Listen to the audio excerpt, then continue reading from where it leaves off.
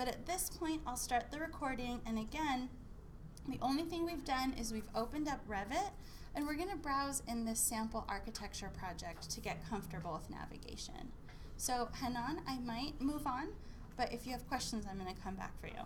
Okay, and then if VR doesn't work, I've already logged in on one machine. We can do one more login if I need to. Okay. So. Yeah. So and then we need to. So they should kind of change up the way they do their licensing. Okay. So everybody will start in trial mode. At some point in the next 2 weeks, they'll need to put in the serial. Okay. I can be here for like next time we do that. Perfect. And it's usually a 30-day trial, right? So we're good for a minute. 14 days. 14. Okay. But it might have already been started on some of them, so I'd rather do it We'll sooner see. than. Did anybody get a warning that you're in trial mode? Mine just went up as normal. No Yeah. warning about a trial. Yeah, it doesn't warn you necessarily until you're. I'll just shut you down Oh, one day. interesting. You're out. Okay, Yeah, good so to know. Just kind of cut you off. Okay. But I'll make it easy. I'll get it all on the desktop, and we can just do it all together. Okay, that works. So we'll plan on seeing you one of these days. But this All is right. your recording. So we're almost there to sample architecture project. I'm going to click on this. So this screen that we're about to see, this ribbon up top. So when I talk about the ribbon, it's the top portion of the screen. And before I get too far, one thing I want everybody to realize is when we start this class, I make no assumption about what you know about computers or Revit. So there could be things that I'm going over that's really obvious to a lot of you, or some of you might be like, oh, I always knew it was there. I did not know what it was called. So I like to get everybody started at the same baseline. There are a few things that I do expect you to know, but we're going to go over those kind of at the end of this, right? And it's mostly with like saving, where files are located, how to get them from home to here, but we'll get to that. So this menu right here should be really familiar to you. So again, up here is our ribbon. And the thing that I love about the ribbon in Revit is that it is interactive in the sense that it changes based on what you're working on. So right now, do you see that most of the architecture stuff is grayed out? Okay, you can't really do anything. And the reason why that is, right here it says that we are in a title sheet. So if you've taken AutoCAD, right now we're essentially in paper space. If you haven't taken AutoCAD, it doesn't even matter that you don't know what that means. But right now we are in a mode where we have taken our model and we've put it on a sheet. So I like to vogue in class. And a sheet is what we give to a client, what we use to print out. And when I say print in this class, I typically mean printing as a PDF, not really like a piece of paper, but either way. So that's why we're not really in modeling mode. We are almost in like printing and presentation mode. So that's up here in the ribbon. Now down here, we've got properties and project browser. And they are just as important as the ribbon because, for instance, when you click wall, you're going to use properties to see what the properties of that wall is. So you use this menu probably more than you use the ribbon menu. All of the properties are located in there. And just like the ribbon menu, it's also dynamic and interactive. So when you get to wall, your properties will change to show the wall properties. Right now, it's telling me that it's showing me the properties of the sheet. So this is the sheet right here that I was just talking about. So I'm not going to go over these properties, but just know that even come Tuesday when we're doing our crash course, it's basically what does my properties bar say today, okay? Now, project browser, I said that today was pretty much all about navigation. So a lot of how you navigate, if not all of it, in Revit is in this project browser right here. So take your mouse and just kind of hover over your project browser and then use your roller ball to scroll down. So your roller ball is this guy right here in the middle. So roll down on it and you should see that your project browser kind of moves around. So let me find my mouse, I'm kind of backwards. Do you guys see that it's showing me all the views within that project? Quick side note, while we're talking about mice, when you're at home, make sure that you have a mouse that has a roller ball. And if you're using a laptop, especially for my Mac people, because we have these beautiful aesthetic mice that have no function when it comes to Revit, get an ugly mouse like this, or enjoy carpal tunnel. So it gets really, really, really rough. So just get a cheap wireless mouse that you can use for this class, and then possibly like Revit. You probably won't need it, sorry, not Revit, AutoCAD, but it's really important to have one in this class. It just, your hands and the functionality is really hard. So this is our project browser. You guys will notice on Tuesday, remember I said that this project was loaded. When we open up a project on Tuesday, a brand new one, it's not going to have like 3D views, and it'll have elevations. It probably won't have all these sections, probably won't have details. This is really loaded. It definitely won't have renderings.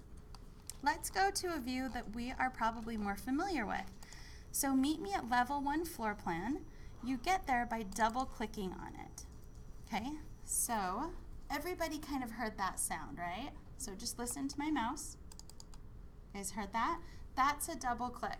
And if we have time, I'm going to show you a really fun clip from Modern Family about what my job is, and my job is teaching you guys how to double click. So that is a double click. We've gone over 2 mouse commands, rollerball, right? And then the double click. So rollerball, double click. I'm not flipping you off, I'm teaching you guys what a rollerball is. So rollerball, double click. This is what the floor plan views typically look like in Revit, right? So does this look familiar to you guys from hand drafting and maybe even AutoCAD? This is a floor plan view. So a floor plan view typically means that somewhere around 4 or 5 feet, we cut off the walls, so even portions of the window, and we are in a hovercraft looking down. Now with these views, are they perspective views or are they orthographic?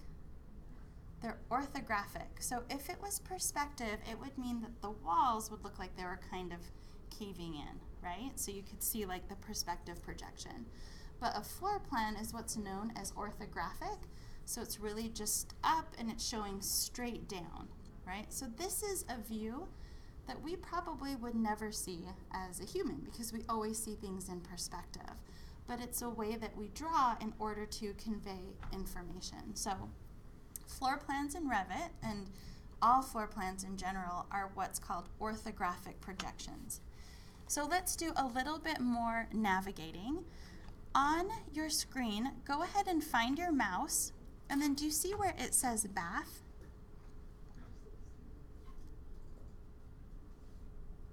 Thanks, guys. Okay, and then when you see bath, use your roller ball to scroll up and tell me what's happening. Yep, it zooms in. Why don't you roller ball down and tell me what's happening? It zooms out, okay? So wherever your mouse is kind of like a magnifying glass or demagnifying. It's zooming into whatever you're pointing to. So come point on the dining room table. Actually, let's go to the opposite end of the house. Let's see what's going on in this like green area, kind of like the kitchen, living maybe? No, living. It's so far away, I can't tell. So go ahead and zoom in. And again, wherever your mouse is, that's where it's going to be zooming into. That's why it's important that you know where your mouse is before you start rolling in, because it'll get you exactly where you want to be. And then once we roll out, what I also want you guys to do right now on your screen, press your roller ball down and tell me graphically what happens to your mouse. Yeah, you get a 4-sided arrow. So this is what's called panning. And so if you've taken AutoCAD or you plan on taking it in the future, this is also something that's common. So what this does is imagine that level 1 is a giant sheet of paper and we're just moving the sheet of paper around. So we're not zooming in, we're not zooming out, we're just moving the sheet of paper to see a different area. And when we talked last class, one of my goals was to make sure that Revit becomes intuitive to you guys. So intuitive means that you don't really have to think about it. You're just kind of doing it automatically. So the first couple classes you might really have to think, okay, wait, how did I zoom in? How did I zoom out? But my hope is really within a week, navigation becomes intuitive, that your hand just goes on the mouse and you just kind of go into autopilot. Okay. that's really basic navigation within the model, and a lot of it, as you can see, has to do with your mouse. So if you have a laptop, you really do need to get a mouse, because using that little trackpad, you can't necessarily zoom in and out easily. And I know that there are some where you can use the trackpad to do like this motion. Your fingers hurt so bad at the end of the day, and in a year it does a lot of damage. So let's try to avoid that by getting the proper equipment. Okay, so this is our first level, and let's go ahead and double click and look at our second level. So to get to our second level, can you guys tell me the name of the menu that we used? The project browser. Good. So here's our second level, and what this particular designer has done, they've color coded all of the rooms, and this is really uncommon. Like this I haven't seen, but you know, they've done it.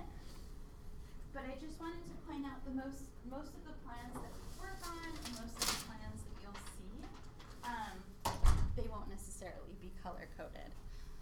But while we're in here, why don't we at least zoom in on the bathroom maybe, and you guys can see like the type of fixtures that they use. And the sinks, you can also use the panning mode.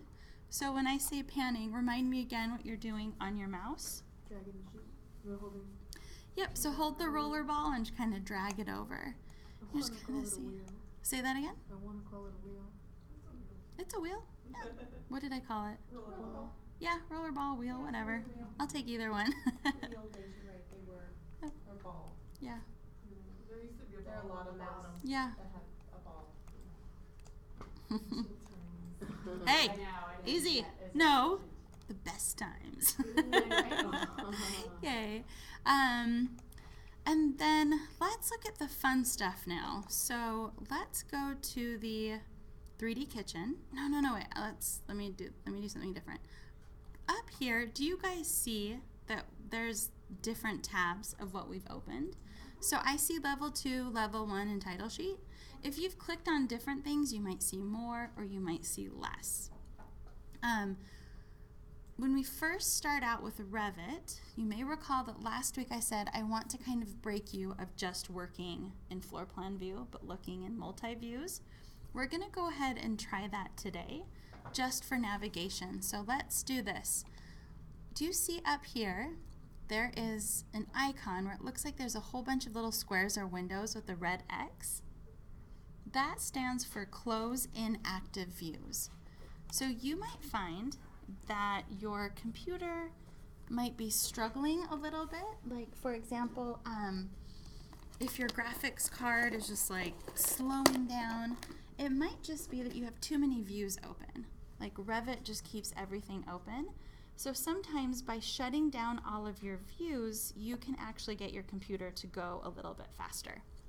So when you click that, do you see now I only have level 2? All of the others closed out. So this isn't closing your project, it was just closing all of the inactive views. That's what it refers. All of these things here in our project browser are referred to as different views. Okay, now I'm gonna pause real quick. I'm back. So that was closing inactive views. What we're going to do now is I'm gonna have you click on a few views, and then we're going to do something that's called tiling them so we can see them all at once. So if you haven't yet, make sure that Revit is maximized. So like up here in the corner, it shouldn't look small like this on your screen, but maximize it so it takes up the whole screen, okay? And then after you've done that, let's open up level 1. Let's also open up the kitchen 3D view. And this must be very detailed because my computer is really thinking about opening it. Okay. Got it. And then let's also do, I'm trying to decide, let me decide which one and then I'll let you know for sure. Not that.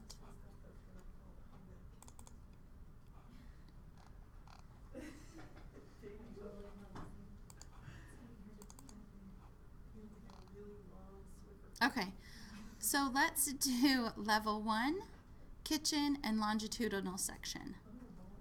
Okay, I'm going to keep these up, and then I'm going to close out level 2. So we'll have 1, kitchen and longitudinal section. Looks so cool. You just wait until you make your own. Tuesday, people, we will have a house on Tuesday. It'll be a tiny house, but it'll be yours. People are gonna be so impressed with me.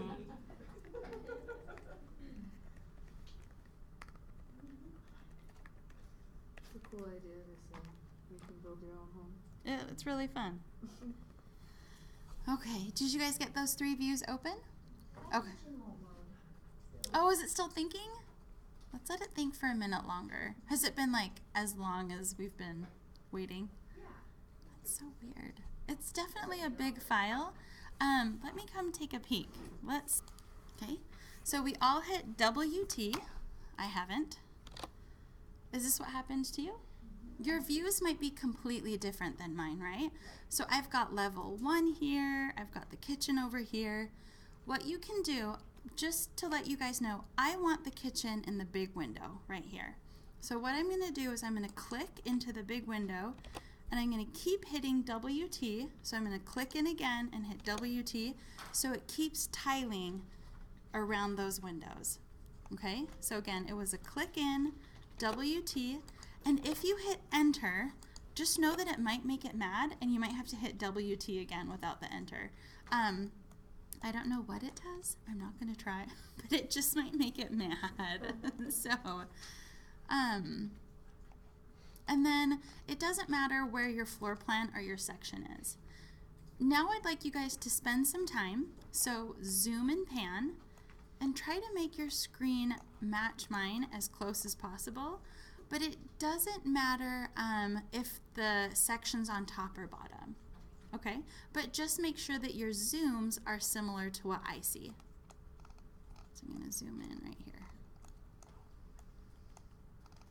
And I'm going to zoom in right there.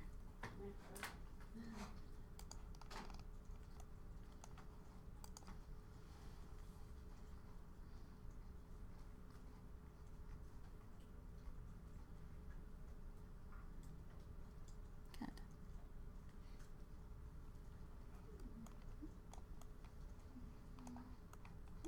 So far so good with like the scrolling in and out and panning? Okay, good. So what we're looking at here, so let me show you where I am in the kitchen. Basically, this is the end of the table. And take a look at my screen and try to do the same on yours.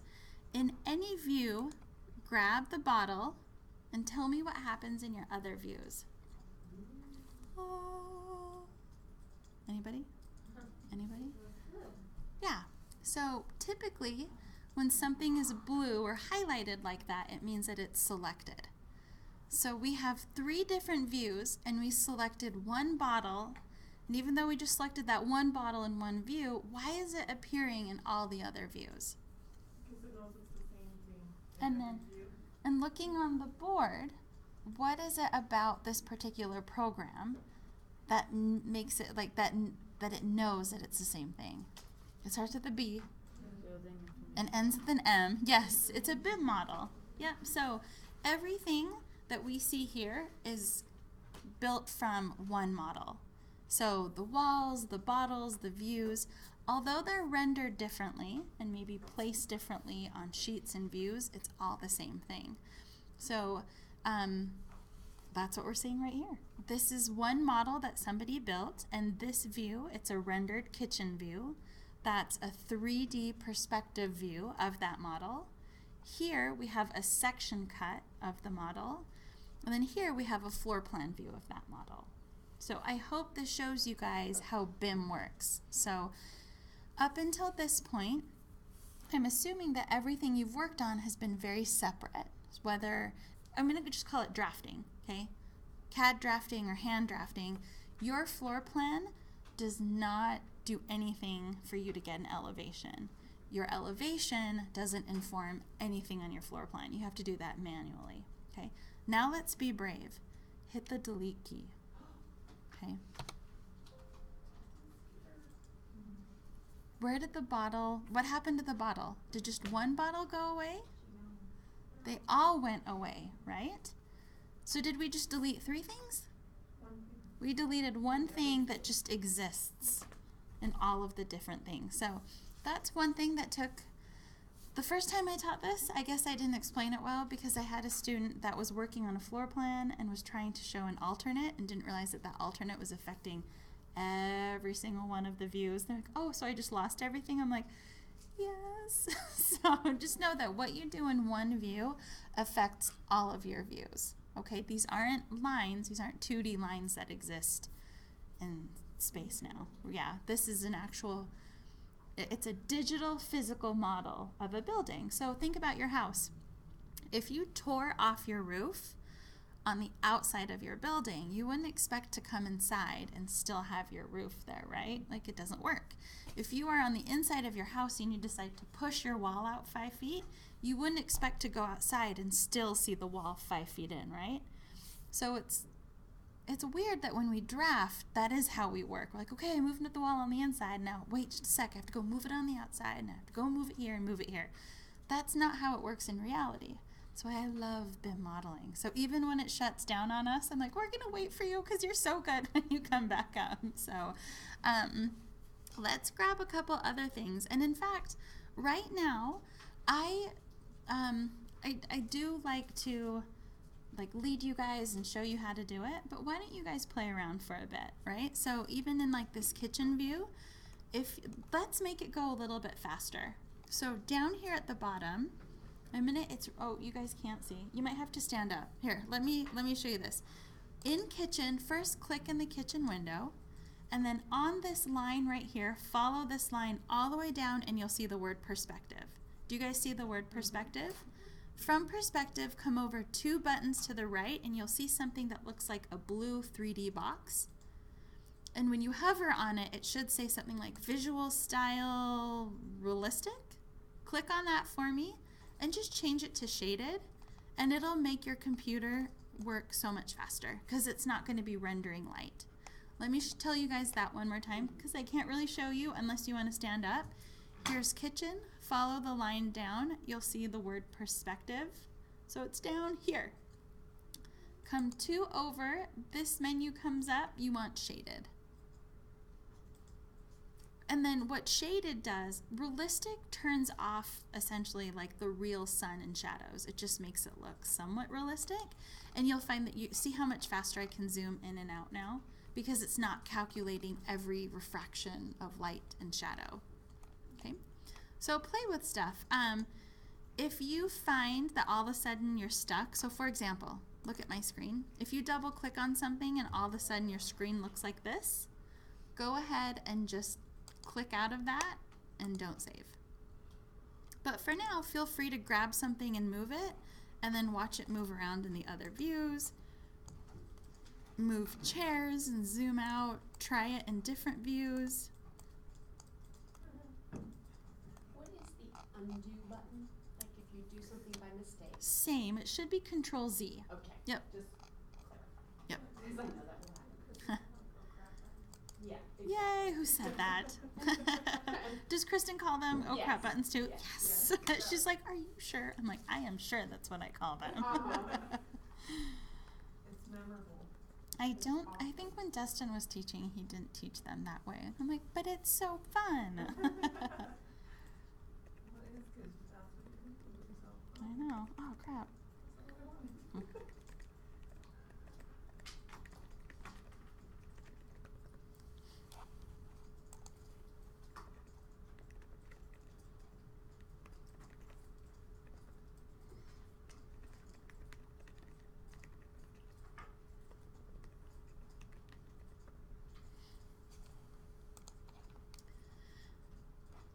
If you guys would like, you could even start closing out of some of these views, and you could even like come outside to the 3D view.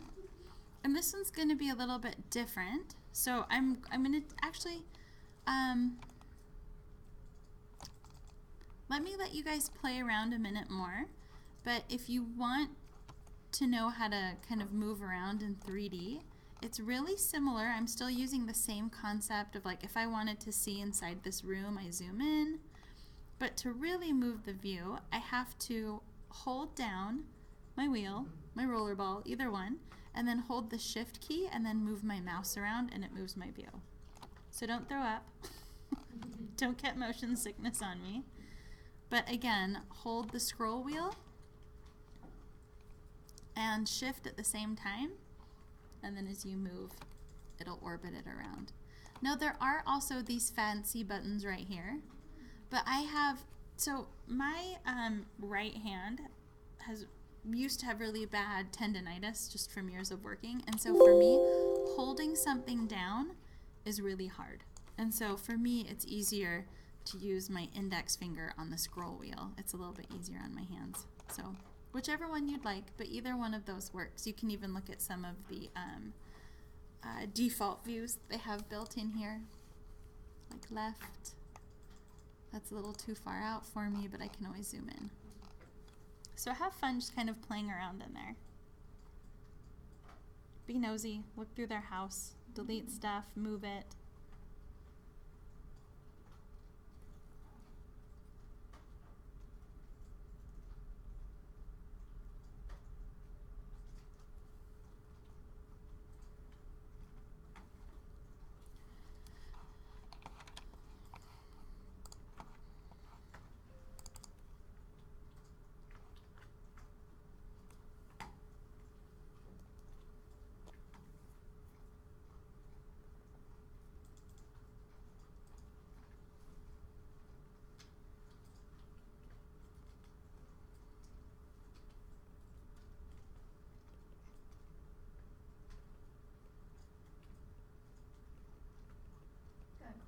Sure. Go ahead, Sam. Kitchen view, Yeah. I can't do like that shift and move around. Like So that's it. If you are in the 3D view, you can only zoom in and out. Sorry, so this camera is a little bit different. So you can do it outside, but this is a set and locked camera view that somebody created. And so that's why you can't move. But when we get into our models, you can place a camera, and before you lock it, you can absolutely move it around. Okay?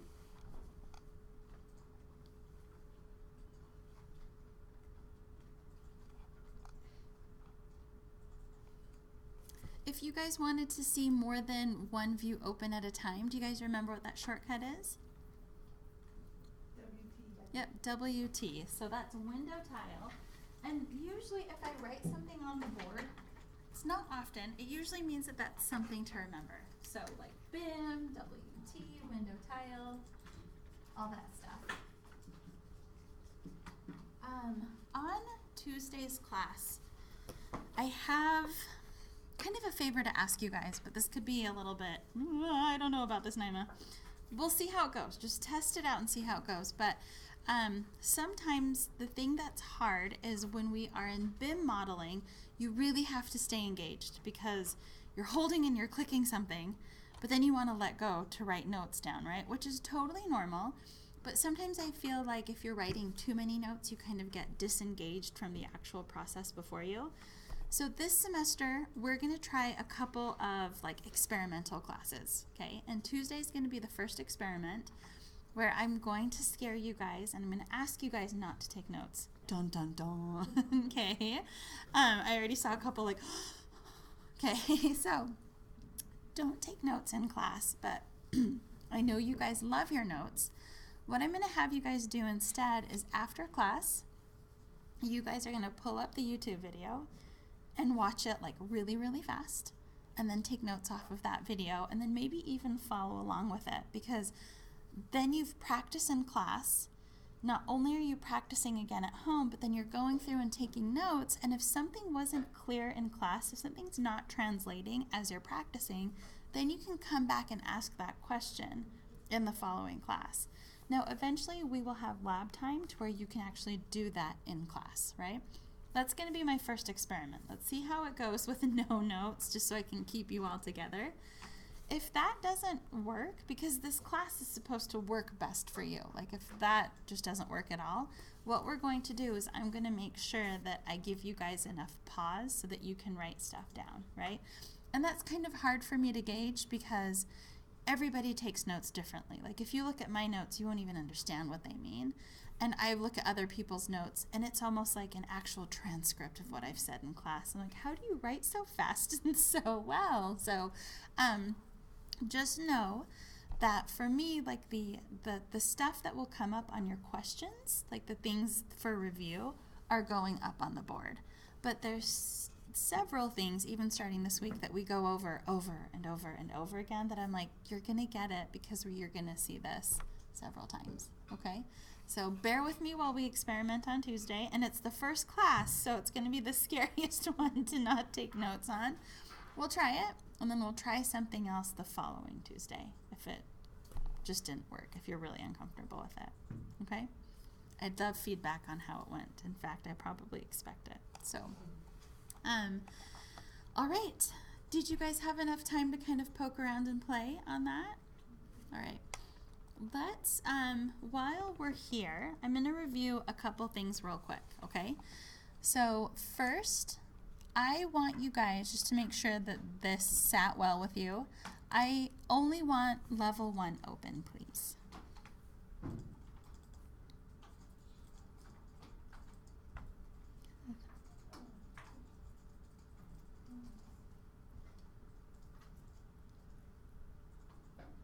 Good. I assume that if I don't hear clicking that you guys are good to go. Bless you. All right, now that we have level 1 open, let's open up section perspective.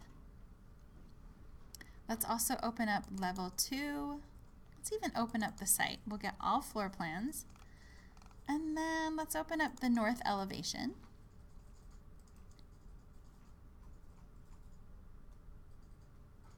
And pick any section.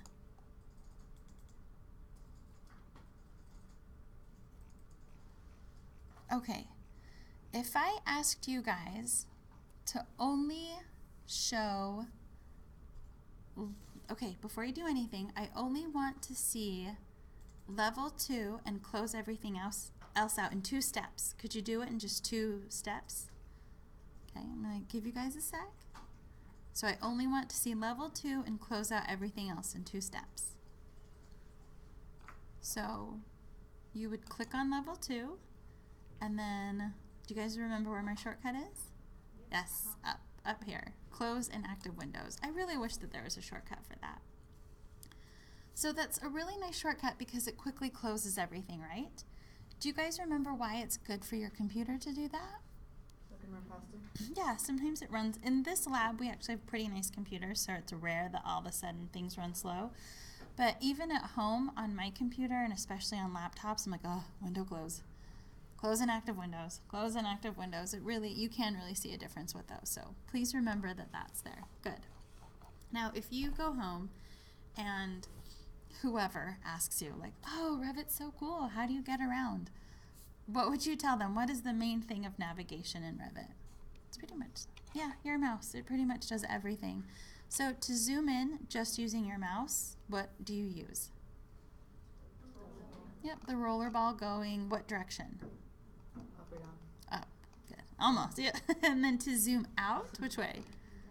Down. Good. And in some programs it's opposite, so good luck with that. It's just like, oh, my brain. So yeah, it's roller ball up and down.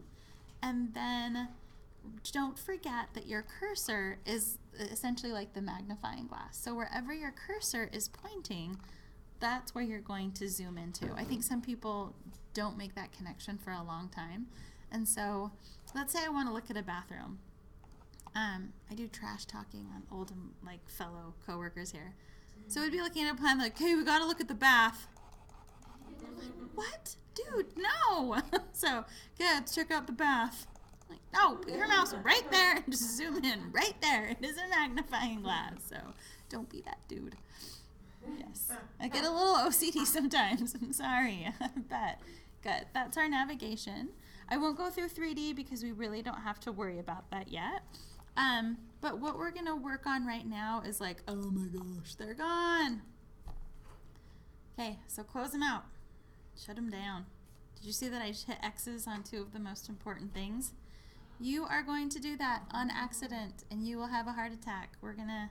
So let me pull them up again. Sorry, I'm gonna cheat.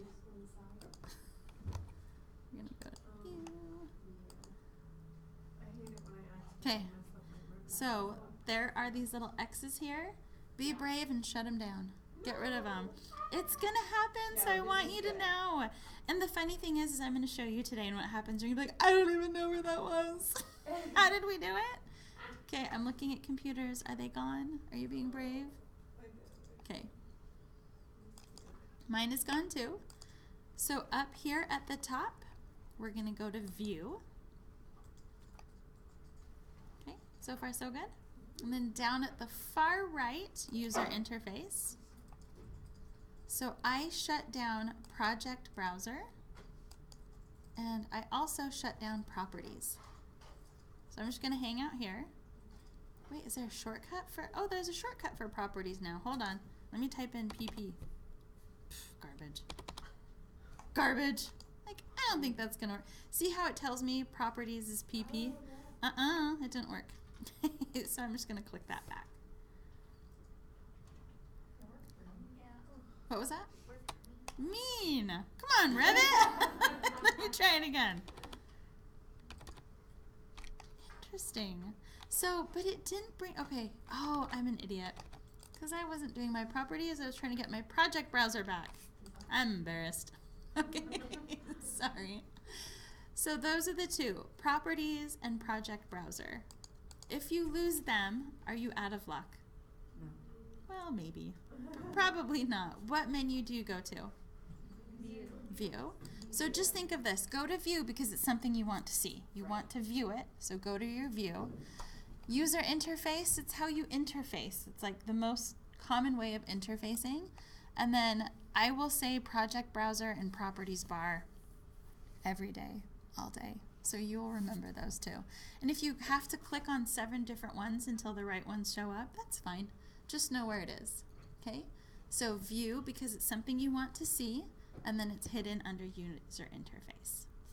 So when it happens, you'll be like, no biggie, I know where I'm going. Okay, all right. Now the other thing that I wanted to go over, and this is such a pain and I apologize, but let's all go to A102 plans. For those of you who were in AutoCAD, you guys had a nice little printer built in, right? The DWG to PDF if you wanted to print a PDF, correct? Okay. Unfortunately, Revit doesn't have that. And for whatever reason, the Adobe printer in the lab doesn't work. But it's kind of like a blessing in disguise because most people haven't I won't say most, several of you guys won't be in the digital graphics class yet, and so you might not even have a PDF printer. So I'm really switching gears now, and we are going to talk about how to get a PDF printer for this class. And unlike the Revit program, we will actually have to download the PDF printer so you guys can print correctly here. So you're going to do it once here on the computer that you're working on, and then you're going to do it again at home. And the only thing that you have to hope is that the next time you come, that you have the same computer and that it's still there. Or if it's a new computer, maybe it didn't get it installed, you might have to install it again. So I'm going to give you guys a couple options. And we might even download both so you can see the differences between the two. But these are free PDF printers. And the reason why it's important to use one of these two and not just like a Microsoft one or any other PDF writer is that we use large format printing in this class. So we're not just doing like 8.5 by 11, but we're doing large 24 by 36 and even up to 32 by 40 is another standard size now. So we need a PDF writer that will accommodate those large paper sizes. So even right now, I think I can go to like File, Print, let me find. So there is Microsoft Print to PDF, but it won't work because it won't have the right paper size, okay? So what we're going to do first before we even get into printing is let's get the correct printer driver first. So let's start with the one that I have on the board, and this one is going to be CutePDF. So I like to work in Chrome, and it looks like this is what I guess you can't, this is what it looks like right here. So on your desktop, Chrome works really well with Canvas, and so sometimes I find if people are on Internet Explorer, it just doesn't necessarily download this quite the same. But go ahead and just type in CutePDF, and we'll all get there together. There will be an assignment for this next week. We're going to go over it again on Tuesday, but I just wanted to give you guys a little bit of a head start. So under CutePDF, just click on that first thing. And I will hang out here for just a minute. And basically this first one, the CutePDF Writer, there's not much to it. Go ahead and click on download. And show of hands if anybody needs help with this. Okay. Yeah, so do you see where I'm hovering right there? The free download? Yep, so just under the CutePDF Writer, free download. I'm going to try to dance around it. So go ahead and click on that. And if you're in Chrome, Carol, will you be Vanna White and kind of point where it is? So down here right below where you can see, it says Cute. Carol Merrill from Let's Make a Deal. There you go. I love it. I didn't even think about that. So click on it and it should open right up. And it's going to say, do you want this app to make changes? Go ahead and say yes. Accept the agreement. And then go ahead and just keep hitting next. And then install. And then say, yes, we get it. You need internet access. And it shouldn't take too long. I'm going to move this on my screen so that if you're doing this at home, you can kind of see what it's doing. Sorry, I missed the first part. Did we do the recommended download for the... Yeah, I pretty much said yes to everything. I was like, okay, great. Yep, thank you. You're free. Yes, whatever you want. And now, just to make sure that that worked on my machine, I might have to close Revit out, but let me see if CutePDF comes up. Yep, it's already up here. CutePDF Writer. The other one is PDF Architect, and I will warn you guys, this is the one that I typically used, but some people had a really hard time with it. 2 semesters ago, I don't know what happened, but so when you type in PDF Architect, it's pdfforge.org. Is that the right one? Yeah, I think this is the one. Let me check. Yeah, so this is the one that I typically used. And is this the free one? Let me just look under the products real quick because it used to be free and it was really easy. Does it say you're free? And it would just be the PDF. Yeah, so yeah, Not the PDF Architect. I did the whole thing because the whole thing actually allowed you to like change the, I can't think, Naima, change the order of your sheets. So if you don't have Acrobat Pro, it was a good alternate. Since we're in lab, why don't we download it? And then that way you guys can kind of see the difference between the two, and then you can decide which one you guys want to download at home. You'll have to download one or the other, but you don't need to do both. So we'll do this free Architect 7.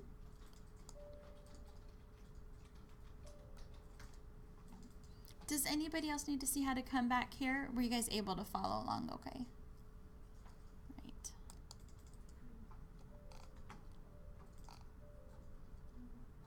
Okay, and then similar to the other one, if you follow my cursor all the way down, it's populating in the bottom right of your screen. And you just need to click on it. And then I'm going to drag this over so I can record it and talk about it. Yes, allow it to make changes. Drag this over again. English is great. You can't see it, but now in the bottom right of my other screen it says installation in the background, and it's going really, really fast.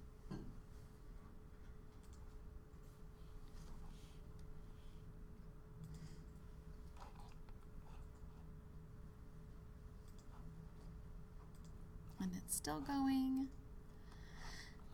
Okay, great. So before I restart, let me drag this over. I'm not going to make it the default. It just asked me. I'm sorry I couldn't see it. It was asking me questions before I could come over. But this is what PDF Architect looks like. And again, it's a, if any of you guys took CAD, were you guys able to combine your PDFs into one? Or did you just email her separate sheets? Does that make sense? You did combine them? Okay. So this is a free tool to help you combine PDFs too. But in Revit, it automatically combines them. So you don't have to worry about it, but in case they come up in the wrong order, it's a great way to kind of work on it. So you can decide which one you want to use. And again, I will post the assignment, but it's really not an assignment until Tuesday. But I can post it early if you guys want to take a peek. So I'm throwing a lot of stuff at you guys. Now, before we go on to the next part, I would like to do a sample print. So we're going to print this sheet together just to see what it looks like. But it's a really crazy process. So before we get in, does anybody need a 5-minute break or should we keep going? Break? Okay. Answer nature's call. We'll come back in 5. Oh, you sounded so nice just a minute ago. Why the sudden change? So contract, when we do these plans, they are contract documents. So in the industry, they are referred to as our instruments of service. So our plans are the instruments of service that are legally recognized as the service that we have provided to someone else, right? It's not this fabric swatch or this 3-hour meeting that we just had. Your drawings are the instruments of service that prove that you gave your client work. Does that make sense? Okay, so those are your instruments of service. Depending on your contract, they're also legally binding documents. So if you are doing a commercial project and you know that you have to have a 5-foot radius in order to get that ADA turnaround in a bathroom so that somebody who's in a wheelchair can turn around, if you maybe print your projects and they're not to scale and your contractor for whatever reason gets a scale, they shouldn't do this, but if they get a scale and they're like, oh, they only have 3.5 feet here, that's how we're going to build it, I mean, it could turn into a legal issue.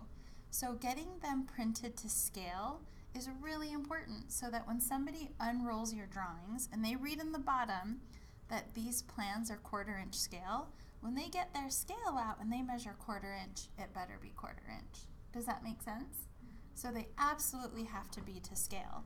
So if you've laid out your plans on a 24 by 36 and then just in a rush you scaled them down to a 12 by 18 but it still says 1/4 inch, are those still correct? It's twice as small, right? So it used to be 5 feet is now like 2 feet 6 inches. But whoever's working on it might not realize. So that's why having them to scale is so important. It really, that's like the big scary thing that will hopefully never happen. So let's put that aside. I'm your mom trying to terrify you. But really at the end of the day, it's about professional legibility. So for example, this is a floor plan, okay? It looks something like that. The yellow is what it should look like on your sheet. So bear with me. So if we were doing like everything perfect, it should be pretty much centered on that sheet and ready to go. Let me show you what I would get last semester. I would get this portion of the plan turned in. So they printed it to scale, but on the wrong sheet of paper, so I just got a corner of it. Do you see that? So it's like, okay, I only have a letter size, so Naima, you get this part of it. Or I would get like a letter piece of paper, and then I'd get the plan just kind of like small smushed on it. And I can tell almost immediately whether or not it's printed to scale just by looking at the borders of your paper. I can tell the proportions. Because in Revit, do you see that there's this line right here that goes around? That line typically doesn't get printed. If it does, it's okay, but that's there to show you this is how big your sheet is.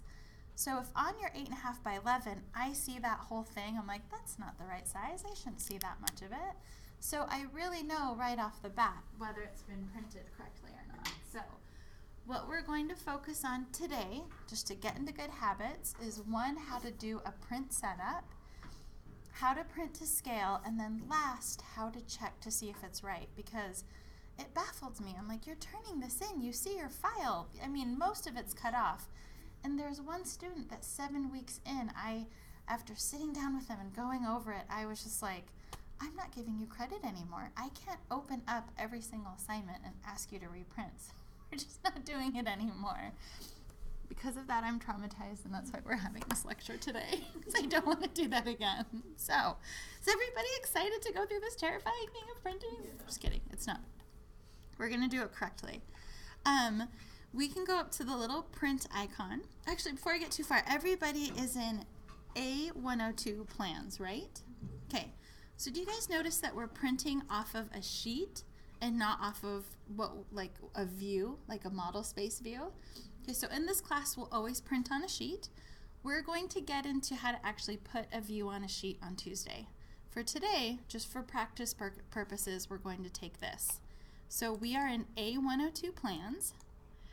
And then up here, I want you guys to either press this little print button, Control P, or File Print, and that's where I will meet you. Now we have one menu pop up, but we're going to be going into a lot of menus after this. The first step we have to do is to decide what printer we're going to use. We just downloaded 2 different printers, PDF Architect 7 and CutePDF Writer. Now, is there anybody in the crowd that doesn't see both of these? You guys see them okay? Right, so that first part is what you'll do at home. And it could just be one or the other, but make sure you see the PDF Writer. Let's start with CutePDF, and then we'll compare it to PDF Architect in just a second. So once we have the right printer, then we can go to Properties. Don't hit Properties first, because you might be setting the properties for the wrong printer. So first step always, the right printer. Now, let's go to Properties. And, okay, I lied, not those properties. Sorry. Let me just do this real quick.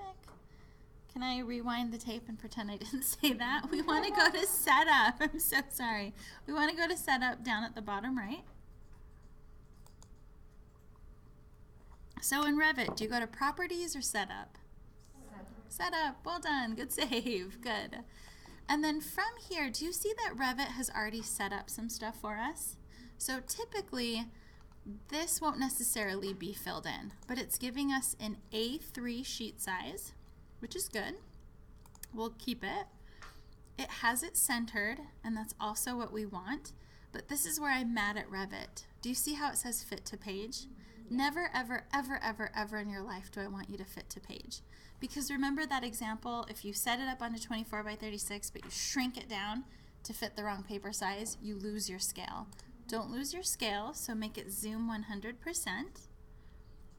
Okay. And then landscape is great. And then from here, go ahead and hit OK.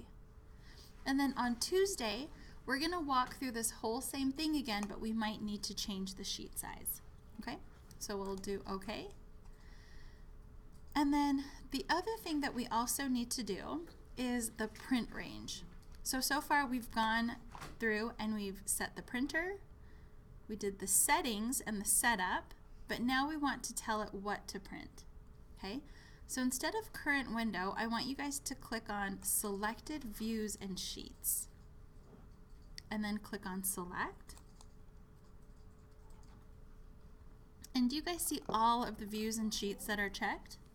Let's go ahead and do check none. Do you see where my cursor is? Click on check none. Do you guys remember what the name of this is? A102. Yep, down at the very bottom, sheet A102. Now the thing that's great about this is that in the future, with this project and our projects, when you meet with a client, you're typically not just showing them one plan, but you're showing them a plan set. So you can click everything and then show them basically everything. So we could even practice that now. Let's go ahead and even grab the title sheet and the site plan, so the two above. So we'll go ahead and start combining them now. So even though we're only looking at A102, we're also going to print the two above. Do you guys see those okay?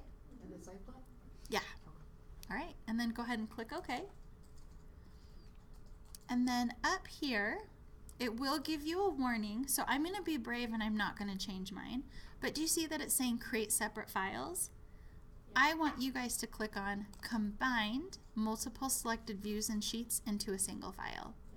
So again, for my assignments, within like 6 weeks, you guys are going to be turning in several sheets, like at least a handful. Your title page, your floor plans, sections, elevations, like in just 6 weeks. I don't want to open up 6 different files. You're going to send me one file that has everything combined. That's why we want to click that. Remember, I'm being brave. I'm not going to click it because so many people in the architecture community complained, so I'm going to show you what Revit did to fix it. So the last thing that we want to do, where do we want to save this? Let's click Browse. When you guys were here last week, I'm having amnesia. We walked through your network drives, right? Or no? Hang on, I can't ask you because you're in both classes. Who's only in this class? Tara? I did not. Okay, so I'm sorry. You can't help me because you have the class after. And there's a couple notes. I'm like, oh, I forgot that in Revit, but I did it in this class. Remember? Okay, thank you though.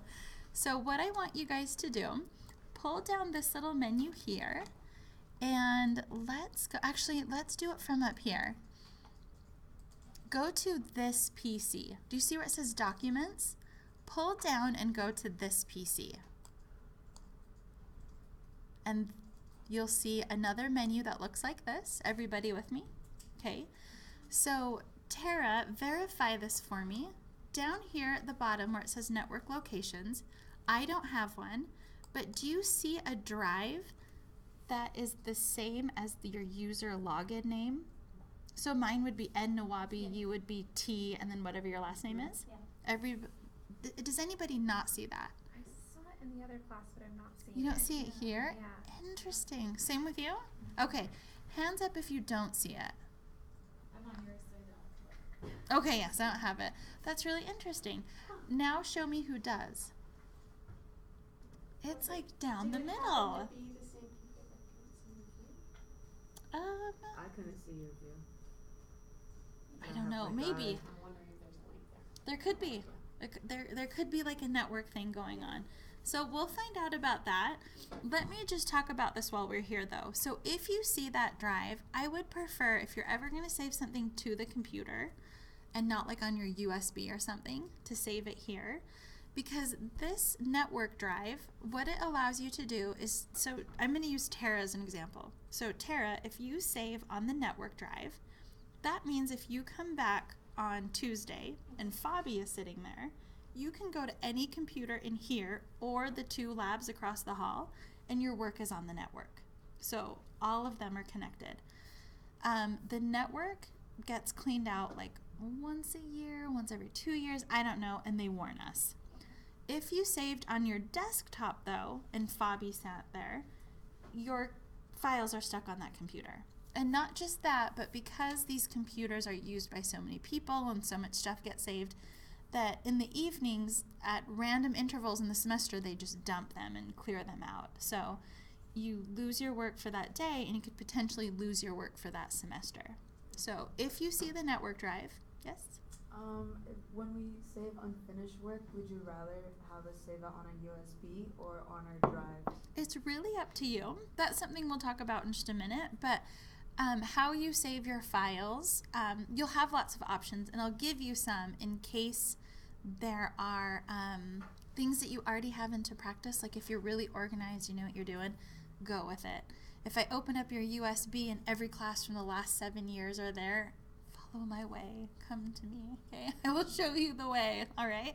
But again, if you're comfortable with your system, I'm not going to mess with it. It would be like if somebody tried to get me to change my system. I'd be like, hard pass, I know what I'm doing. So with that, if you have the network drive, go ahead and save there. Meaning the network drive that has our login name. Yes. Okay. So that way you'll know it's there when you come back next week. Right. Okay. I'm going to go to my desktop, And you're in your network drive, and what we're gonna do is, do you see this plus sign to create a new folder? You can do Alt-5, I guess it does the same thing, or right-click and then new folder. Either way. And what I'd like you to do is give this class a name. It could be Revit, it could be 2370, whatever you'd like, but I always like to do Revit and then the semester so I remember when I took it or when I taught it, because I do have so many classes. And really my content changes, so. Now after that, I get so crazy that I actually make folders for each class. So I made a folder for the entire course, and then these classes, you know, I think I named them on the syllabus. It's either 00 or 01. I can't remember. I'm gonna go with 00. So I'm gonna do 00 intro, and then basically everything I do for that class goes in there. You don't have to go that far. It's more important in the digital graphics class that we do it that way. This class, a lot of it builds onto each other, so it won't be that bad. And then here, let's call this practice print set. And do you see that the file type is a PDF? Okay. So we've taken a good chunk of time and we haven't even printed yet. This is all still setup, and part of the setup is knowing where to save stuff. And then once you get to this point, go ahead and hit save. And when you hit OK, if you're using these PDFs, it might ask you to verify where it's going. So Revit thinks it's going one place, but CutePDF and Architect 7 might think it's going somewhere else. So I'm going to click OK. And see this lovely warning? You have chosen to print 3 sheets as separate files. Do you wish to continue? No, I don't. Thank you for saving me. Combine them, and then I can click OK. So that warning wasn't there for a long time. And we would print, like as professionals, we would print and be like, oh crap, I have 3 separate sheets. I only wanted one. Or yeah, I only wanted one set. So you'd have to go back and reprint. And now it warns you because it's so uncommon to want the sheets separately. It warns you. Oh, I didn't get the warning of it because I had already. You had already done it. I think I'd mentioned I'm going to be brave and I'm not going to click on it, and I'll show you why. So do you see how now CutePDF is like, wait, where did you want this to go? So CutePDF always wants to put it in your documents, but I'm going to go back to that Revit Spring 20 folder that I just made. And then just a quick note, if you think you're going to use that folder that you just created over and over, before you save in there, you can drag it over here to the quick access, and that way it should always appear. So again, I click and drag it over. It's already there, so it's not going to do it again. But that way, hopefully it'll populate on the quick access side. And I'm going to put it right back in that intro folder.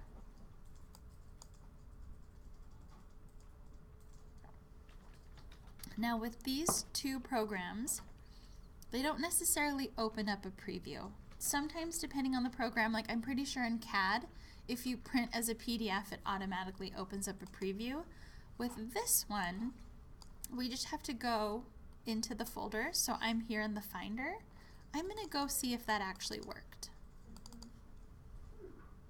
And this is the first time I'm using this, so it's like, what do I open it with? I'm going to use Acrobat. That's what I typically use. I don't know what Microsoft Edge is, so I'm ignoring it. I typically don't trust Microsoft products. No, it's saying that since I don't have an account and I'm not logged in, I can't. Oh, it's not letting you see it? Well, I'm If you, so on your email address, put in your Bruin mail, and it'll, so you all have free Creative Cloud now, so just put in your Bruin mail, and hopefully it'll keep you in there. I'm gonna do mine too.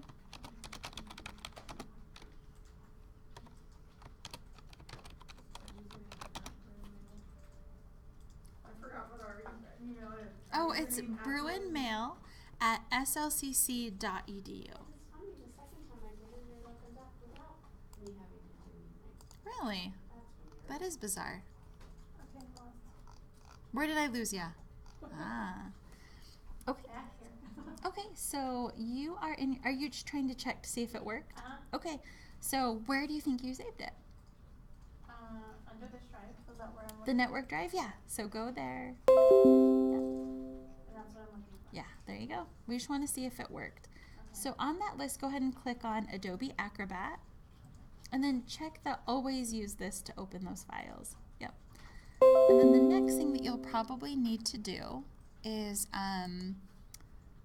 yep, you put in your Bruin mail there. I will say though, I had just hit cancel out of that, went back to my file folder. And it let you do it? It's not gonna let me do it. And it's Oh. like, okay, really? Okay. So, now go ahead and take a look at the practice print. This is what mine looks like. And tell me if it looks like we printed it correctly. No. So was Revit right in the A3 sheet? No. It wasn't. Yep, it happens though. So if you pull up your homework and this is what it looks like, let's fix it. The sad thing would be that if we kept fit to page, we would have never known because it would have just taken it and just shrink it down to fit on that page. But we know after seeing it full scale, I think it's just like print 100%, whatever it was, this lets us know immediately that, okay, that didn't work. Let's do this. Let's close out of this one. And we're going to print it one more time, but this time let's use PDF Architect. Is that all right? Tara, did you get a chance to do a preview?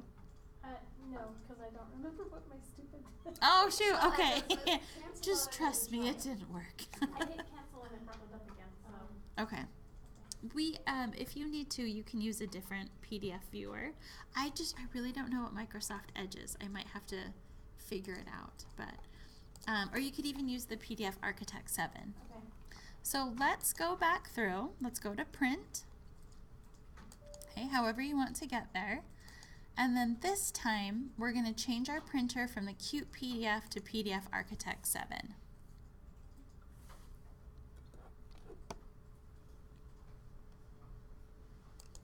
This time, I will combine my files.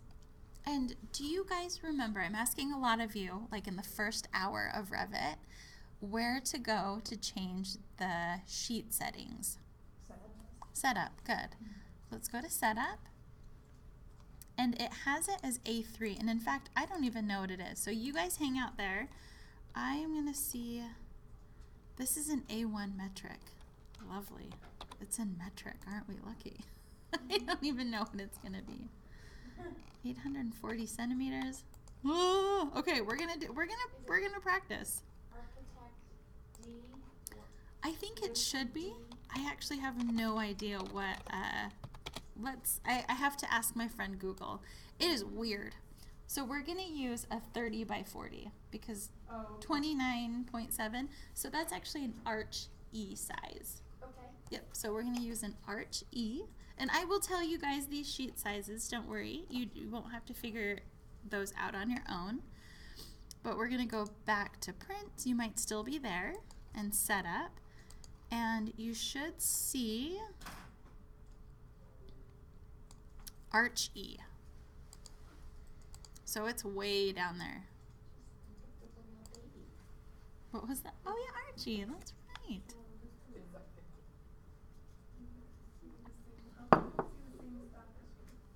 So you might not be up, so look up here, wait, I was about to call you Lindsay. It's Lindy, right? Lindy, okay. Do you see PDF Architect 7? Yeah. We should see, I mean, I see a lot of stuff. Okay. I'm like, Too far, I went all the way to the bottom. Okay, sorry. no I worries. see. Arch B? E. Yep. Arch E. Archie, royal baby. I like that. Okay. Sorry. And then let's go ahead and click OK. I don't want to save these just yet, just because we're not going to be printing a lot from here. So just say no on that, and let's print it one more time. Why don't we, instead of replacing that, let's rename this one as print set 2. That way we'll have both. And again, this is PDF Architect. it didn't ask me again where to name it, like it did with CutePDF. Did it ask you guys? Okay, so now I'm going to go verify if it worked or if it's stuck. Dun dun dun. What did you write in there? I just added a 2, so it's the second one. Oh, you know, it did tell me. So I just realized it might not work because, do you remember it asked me to restart my computer? Yeah. I was like, oh, we'll restart it later. So it could not be printing just because I haven't restarted. Okay? To not completely derail us, I'm not going to restart right now in this moment. But hopefully that one worked. And in fact, what I can even do, you guys can follow along or do it on your own, or you can just watch. I will reprint it with CutePDF. It should keep the same settings. Yep, Arch-E. That way we can at least see and verify if it worked. Does that make sense? So we'll just do that real quick. And I'll call this number 3, since we probably won't finish number 2 since we haven't restarted.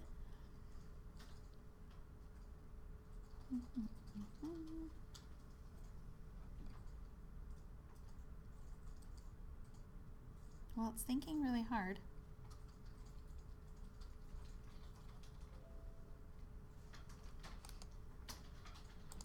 Okay, there we go.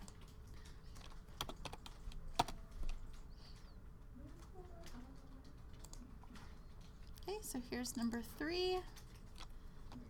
Oh, that one's way too big. So it said it was an A3, but it wasn't an A3. I tried my best. The other thing that I should have done, so I mean, this is really like, when we start on Tuesday, I'm going to tell you guys what title block to use and what sheet size, right? But this is something that you might come across if you're starting a whole project on your own. Now with this one, not only is the sheet size incorrect, but tell me what I could have done to make this look better.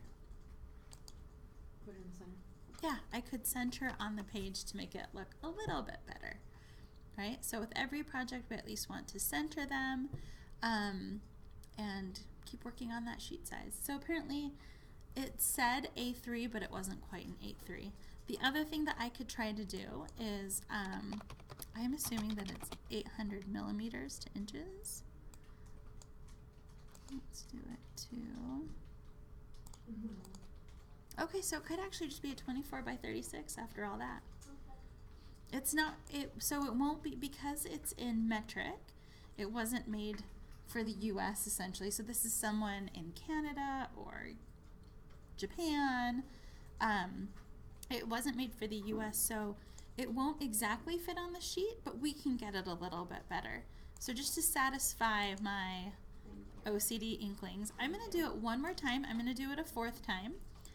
And wait, that's what I wanted. I'm going to do this number 4. And I'm going to make this Arch D. Okay. Zoom 100%. And I'm going to center it. That's what I was looking for. And I even had that in my notes and we didn't do it. That's all right. That happens. And I actually don't want to save this.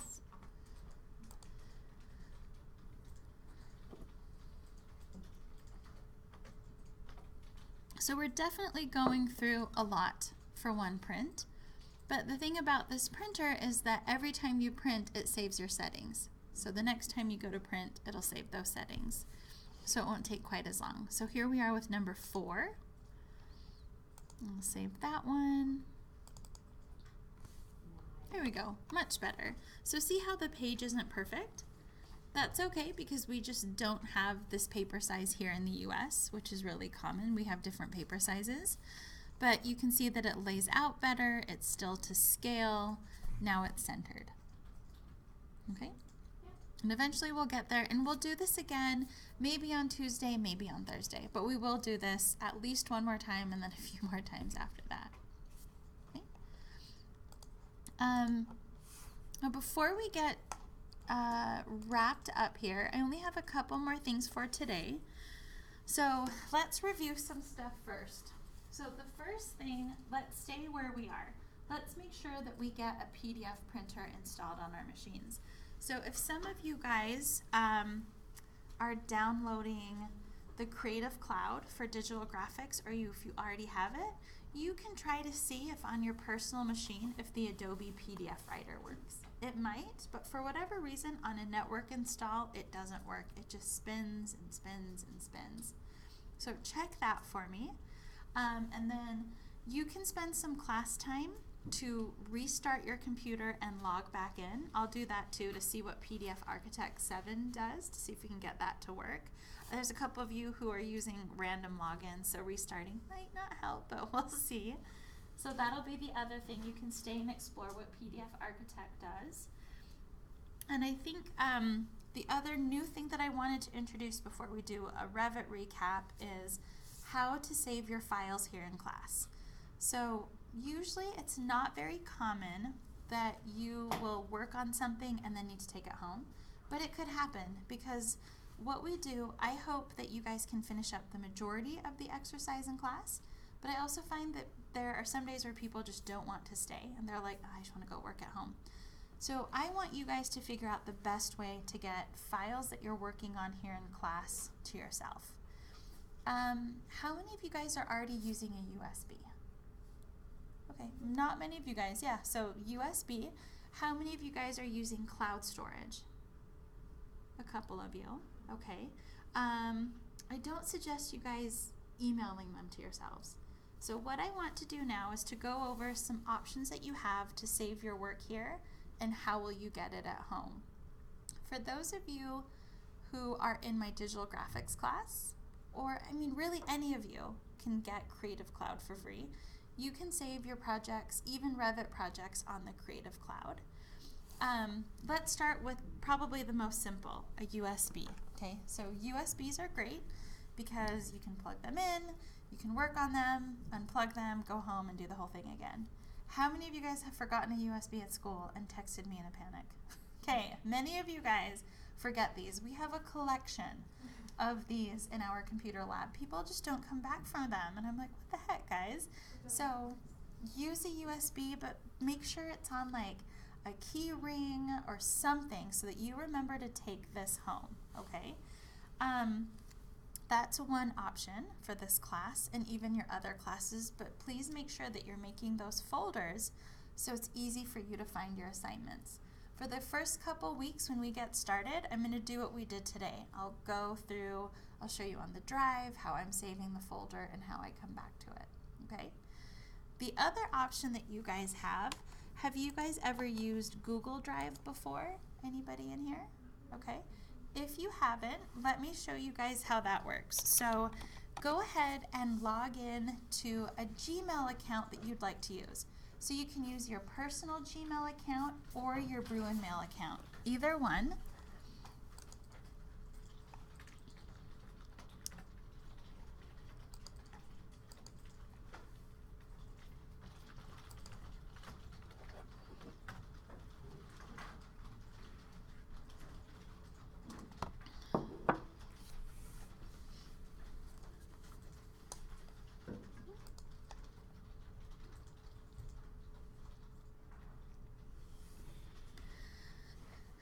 Now, Gmail has become probably the most common email provider, so that's why I like using Drive.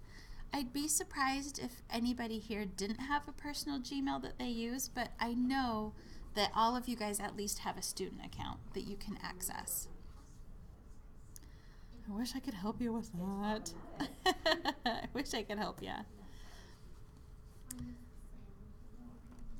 It helps to have them the same, except for when one of them tells you to update it.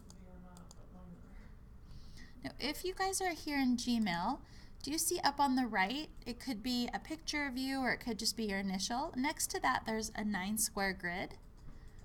Click on that. Well, now it's dots. It used to be a grid. And do you see where it says Drive? It might not be in the same order mine is in, but this is what it looks like. Click on that. And then Carol, I'm going to come back to you when you get logged in. So I have lots of stuff in my drive. You might not. but I have a lot of stuff that I've had for a long time. But you can use this drive, and whatever you put here in school, when you go home, this will be here. So all of these documents aren't supported here on this machine. And this, I don't even know if this matters to you, but when you go and save stuff on a computer, if you see something that says like C drive or desktop, it means that it's physically on this machine in this location, and that's it. But if you use something like a drive or cloud storage, so we've got Google Drive that we're in right now. There's also, Microsoft has one, the OneDrive. I don't use it only because I'm on a Mac. But if you guys are on a PC, please look into using OneDrive because you might be able to connect to the OneDrive as well. Any OneDrive users? Yeah, okay, so that might be something you could use as well, or you guys could look into if you have a PC at home. And then the other thing that you also have access to for free would be the Creative Cloud. Even Dropbox. Dropbox is another one. So all of those services, they don't live on your computer. I like sound effects, it keeps us going. They live somewhere else. So somewhere in California, Sweden, India, I don't know, maybe all of those places, there are giant servers where all of our stuff lives. So it's not really a cloud, it's basically just somewhere else. It's a storage unit. And they allot us space where we can put all of our stuff. Gmail gives it to us for free up until a certain point, and then we can buy more. Creative Cloud, they give it to us, not really for free, it's part of our paid subscription. And then Dropbox, it's like a combination. It's free for like the first 2 terabytes, then you have to pay. I'm not quite sure what it is anymore, but that's how cloud storage works. And the thing about the cloud storage is as long as you have internet, you have access to it, which is wonderful. But if you're like me, sometimes the internet goes down in your neighborhood and I can't work on anything. So that's the bad part, but I think the good outweighs the bad. But the way that this would work, similar to what we just did, you can make a new folder right now, and we can call it Revit. And again, I like to add Spring 20. Hey look, here's last semester. I did this a year ago, or maybe not even a year ago, not too long ago. And then within this folder, you could do that same thing. You could call it Class 1, whatever you want to call it. You could do another new folder. The reason why I like to do 2 numbers, so like 0, 1, 0, 2, 0, 3, is by the time you get to 10, the 10 goes on top. So like the 10 goes before the 1, but if you do 0, 1, that goes before 10. That's my thing. That's right. So the way that you get files in here, I think it's really simple, but see how it says drop files here? So I can open up my Finder window, and let's say that I know that I need to turn this in. I can just drag and drop it, and if you can barely see it, it says upload complete. It drags it in there. You could also right click and go to upload files, and then just go find it wherever it is. Okay.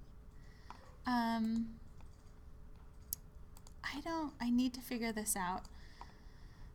I know that there's a way, but I don't know how, so I'm gonna let you guys try to whiz and find out how to do it. I know that there's a way that your Google Drive will appear here, so that if you're working in Revit, you can actually see it come up on the side. Now, I use Creative Cloud. I'm not logged into it, so I can't see it, but I can see Creative Cloud here. So that will be something I'd want you to kind of look at on your own. But basically, it's just trying to get Google Drive in your file finder or your Explorer window? Explorer window. Yeah, that way it's just there. It will require you to log in to Gmail or your Drive like as soon as you get here so that it is. But again, since I'm a Creative Cloud user, I don't do it, but I used to have this. And so it's really, if that's convenient to you, go ahead and do some homework. You ask our good friend Google, I'm sure she'll help you out. Okay? But what I would like you guys to do is by class on Tuesday, have a plan on what you'd like to do so that you can easily get your homework back to yourself at home and then back here as well. Because you guys know, like, you will work on your homework and you'll get here and be like, I forgot this part of it was due, or I forgot to do a PDF, or my PDF printer wasn't working. So let's find a way to easily get those two back and forth. Okay? Any questions so far? No? Okay, good. Now let's just do a quick review before we go. So when we open up Revit, today we really did focus on navigation, right? Do you guys remember what this is called? Ribbon. Good. Now, again, the great thing about the ribbon, it's interactive. So if this is grayed out, it just means that I'm not in a view where I can do BIM modeling. Now, these two are also really important. Properties, it's also interactive as well. Project browser. What does project browser basically show? Yep, the different views, different sheets. It's really how you navigate and get around within your project. Okay, so once we're in a view, tell me how to use my mouse to kind of move around in here. So how do I zoom in? Yep, roller ball up, zoom out, yep, roller ball down. Now if I wanted to slide the paper over, what am I doing to get that on my screen? Hold it down. Yeah, so you just press and hold that scroll wheel. Okay, good. And that's pretty much it for navigation right now. We'll get into a little bit more. Let me look up here. Okay, good. Should we just be locked into looking at a floor plan? Like, is that how we should design? Just in our hovercraft from above? No. If we want to open up several views at once, can we? Okay. What's the shortcut? WT. Do you have to hit enter for WT to work? No, you don't have to hit enter in Revit. Don't do it, it'll get mad. Let's see what it does. WT enter. It didn't do anything now, but there are some commands where it's like, I don't know what you mean. And you'll hear a lot of bing, bing, bing on the speaker. If I wanted to, so these are all considered active windows. Let's do this real quick. If my computer is slowing down, what should I probably do? Yep, close the inactive. See how all of those disappeared? It just frees up some of your memory. It's easier on your graphics card. It just kind of slows that down. Good. Why do we need a PDF printer even if you go home and you're like, hey, I have a Microsoft PDF printer? Why do we need a special one for this class? We have big, large sheets, and a lot of PDF writers don't support it. So that's why we'll have to download one of these two. You guys get to decide. You can download both. They're both free. I'm sorry we didn't get to finish PDF Architect, but that's kind of as far as we got with it. So if you guys want to restart and try to finish it to see what it does, please use your lab time to do it. But if that's it, I'm going to go ahead and stop the lecture and post this. Oh wait, there was one more thing. I was going to show you guys, I did show you where they lived, but let me show you some navigation on the lectures. So let me hop into our class, as well as our YouTube playlist. Where are we? Do you guys see the GIFs when you log in? I don't know why mine is being a dud. It makes me sad. I'm like, come on, be cool. So under discussions, we have our YouTube playlist and general questions. So the reason why it says general questions is that there are lots of questions that you guys can kind of help each other with, right? Or there might be a question that more than one person would want to know the answer to.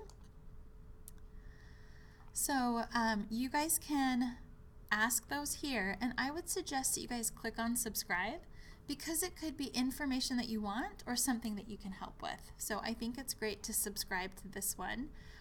But if you click on this link, it'll take you to our YouTube playlist. So these are just random things. This was from class. I didn't have time to give it a good name. I will fix that. Download Revit. You already have it on the machines here. Sometimes but this process you're going to repeat at home. so but I will that fix you it can later. get Revit So let me turn downloaded the on a volume personal up on machine. this. So over Oh, here we've got sorry, sign Jameson in. said we didn't have If you sound, and I took lied. I was like, we don't need where you sound need today. to be Yes, to we do. download Revit. Anyway, If you're in so the if lab, this is my you lecture, don't again, need it's to great because you can pause it until you get to that point or whatever you need. download But what I Revit. really We already like have is it on the over machines here in here. settings, where But the this gear process is. you're going So to usually you repeat have at to home so that hover you on can the get screen, Revit downloaded click on on a personal settings, machine. and what we're So looking over for here is we've got sign playback in. speed. If you took So CAD you and you can already downloaded speed it up software, to you're at probably least in the 1.5. sign in category. I sound If this a is little your first chipmunky, but I time think you can downloading still an Autodesk understand me. product, go And ahead honestly, and there click are on probably create some people account. who slow it So down. everybody I should at least can't create remember what I was an watching account the other day. while you're I was trying to here learn how to crochet. in the lab. That is like the I'm hardest going to thing give you I've guys ever some done. time to do that. And I watched I'm going to it go at ahead and half click speed, on and I was sign like, in, and then we'll walk through But I the find that this process. helps too in certain situations. So use that to your benefit, whatever it might be. But today's lecture will be there. If you weren't here on Tuesday, where did our... Yep, if you weren't here on Tuesday, you can see how to download Revit right here. I'll fix that name. And don't watch this crash course. I don't think this is the right one that we want. Oh, maybe it is. Hold on. It's already here. We had a lot of screen issues one I'm semester. going to let you guys and so I had to do open up this the class residential plus the template crash to course compare. in one day. So go ahead and just So click let on me tell you guys Meet where we're Masonry going to start unit. next week. Okay. Let me find it so you don't have to watch Slow this whole down. thing. But within 2 or 3 Let me see weeks, if I can get subtitles I on. don't want to see you Then struggling I'll with know. trying to like move your mouse or do keyboard. Not here. Back in that. Alright. So with Alright. guys a couple stories before we get started as a way Maybe of trying here? to. I don't know. We'll say about 26 minutes in is the crash course. So remember, the crash course is just a preview for you if you kind of want to get a little background on what we're going to do on Tuesday. You can watch that, and you can watch it faster, slower, whatever you want. You can skip around too. So that's coming on Tuesday. And that's it for this week. I'm going to get this one posted and rename the other one. If you have individual questions, come say hi. I probably won't make eye contact because I'll be doing computery stuff, but I do have a class at noon, so I do ask that you guys kind of file out at like 10:02 or at least 5:02 so they can grab a seat. If you ever need to stay and work, I don't think that there will ever be an open computer in here because we are like at max capacity and then some in the next class. But the labs across the hall, we have an open door policy, so even if there's a class going on, please go have a seat. Okay? Oh, and let me also say, I will have questions for you guys that are due on Tuesday. I have to update some of them because I saw that the questions I had may be somewhat outdated, and so if you guys wouldn't mind watching for those, if not later afternoon, by tomorrow morning, I will have them due on Tuesday before class, but I'll keep them open a little bit longer in case you guys miss them. But just know that questions are coming. So your homework for this week, there's 3 things already. Printer, but that's not due yet, but it will be open, okay? The thing that is due on Tuesday will be your questions, as well as getting Revit downloaded, those screenshots. Okay, so those will be the 2 things that are due on Tuesday. The other open assignment you'll see will be this one right here. Alrighty? Okay, now I'm really gonna let you guys go before I remember 5 other things.